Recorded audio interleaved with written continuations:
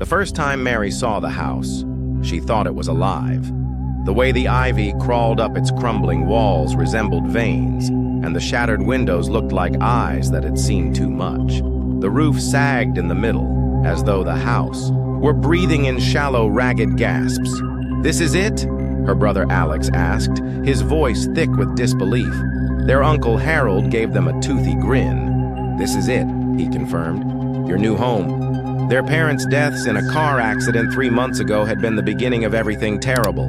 Harold had appeared at the funeral like a bad smell, offering to take the two siblings in. They didn't know much about him except that he was their mother's older brother and had inherited this old, decrepit mansion in the middle of nowhere. The house loomed at the end of the dirt road like a predator, crouched and waiting. "Don't be fooled by appearances," Harold said as he led them inside. "This house has history." The interior wasn't much better. The wooden floors creaked under their feet.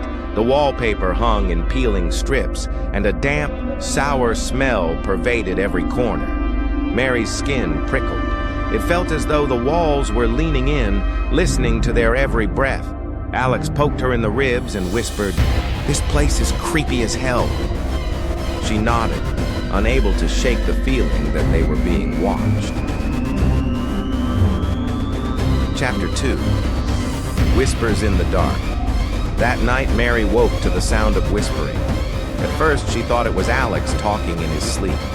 But when she got out of bed and tiptoed to his room, she found him sprawled on the mattress, snoring softly.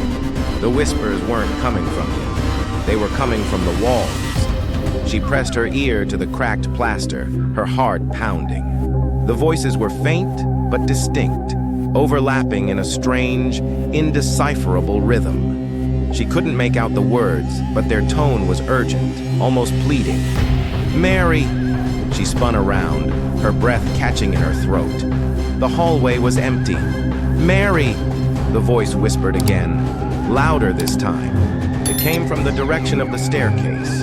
Her feet moved on their own as she followed the sound. The house groaned around her, the floorboards bending and shifting as though guiding her. She descended the stairs, the whispers growing louder, more insistent. They led her to the basement door. Chapter 3. The basement. The door was ajar, revealing a sliver of darkness beyond. Mary hesitated, every instinct screaming at her to turn back. But the whispers called to her, pulling her forward like invisible hands. She pushed the door open and descended the narrow stairs.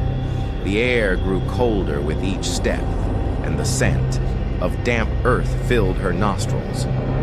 At the bottom, she found herself in a cavernous room lined with shelves of strange objects, rusted tools, glass jars filled with murky liquid, and what looked like bones.